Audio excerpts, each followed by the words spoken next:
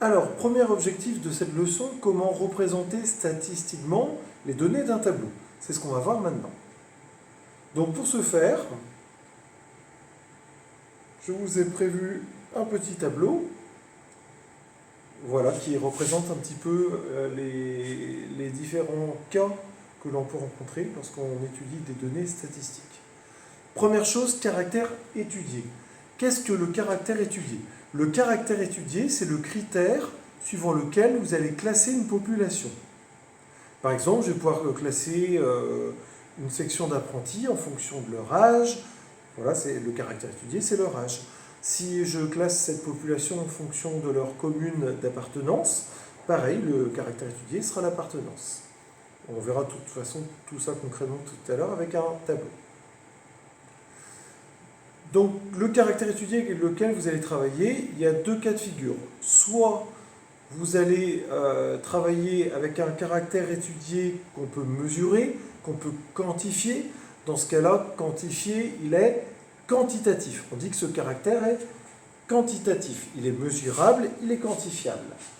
Si le caractère avec lequel vous travaillez n'est pas mesurable, n'est pas quantifiable, on dira, si on n'a pas la quantité, on a la qualité. Dans ce cas-là, on dira que ce caractère est qualitatif. Alors pour faire très simple, je vais vous donner quelques exemples. Si je classe les apprentis d'une classe en fonction de leur âge, l'âge, ça peut se mesurer, ça peut se compter.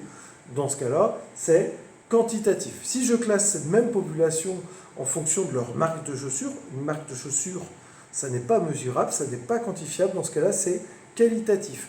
Si je classe cette section d'apprentis en fonction de leur pointure de chaussures, là, les pointures de chaussures sont mesurables. Dans ce cas-là, il sera quantitatif. Voilà. Vous voyez les nuances entre les deux?